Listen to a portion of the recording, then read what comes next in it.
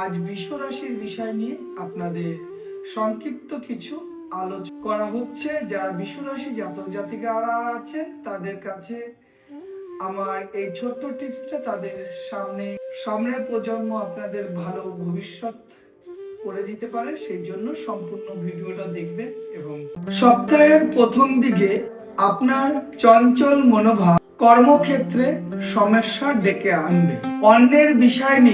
অন্যের বিষয় আপনার বিবাদ আপনার বাড়িতে আসতে পারে, সেই জন্য আপনাকে সতর্ক থাকতে হবে।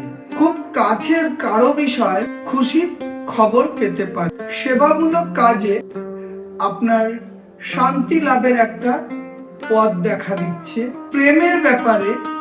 প্রেমের ব্যাপারে কিন্তু আপনাদের যারা নবজাতক আছেন বা বিবাহিত জীবনে আছেন, তারা যে প্রেমের বিষয়টা যেটাকে নিয়ে করছেন, সেই বিষয় কিন্তু আপনাদের টেনশনগত চাপ এবং এর জন্য কিন্তু উচ্চ রক্তচাপেরও কিন্তু একটা ব্যাপার হতে পারে। প্রেমের বিষয়ে এমনও ডিসিশন নিয়ে যেতে হতে পারে যে নিজের শারীরিক এবং মানসিক উপরে বড় ধরনের একটা ঝড়ের চাপও পড়তে পারে। সেই জন্য কিন্তু একটু প্রেমের ব্যাপারে একটু সতর্ক আপনাদের কিন্তু থাকতে হবে। এবং এর জন্য কিন্তু আপনার মানসিক এবং শারীরিক কোনো সমস্যা দেখা দিতে পারে। সেই জন্য কিন্তু আপনার চিকিৎসাগত দিক থেকেও কিন্তু আপনার ব্যয় হয়ে যেতে পারে বা খরচ হয়ে যেতে পারে। সেই জন্য আপনাদের কিন্তু যতই মানসিকতা টেনশনে থাকুন, যাই থাকুন না কেন, কিন্তু একটু এই জিনিসগুলোকে কন্ট্রোল করে রাখলে তাহলে চিকিৎসার ব্যাপারটা একটু কন্ট্রোলের মধ্যে থাকবে। না হলে কিন্তু আপনাদের চিকিৎসার ব্যাপারে প্রচুর ব্যয়বহুল খরচা হয়ে যায়।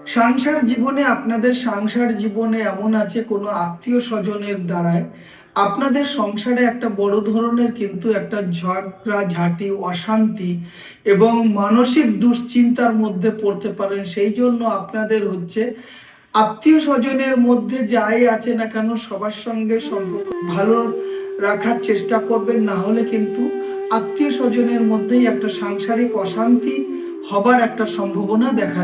এবং যারা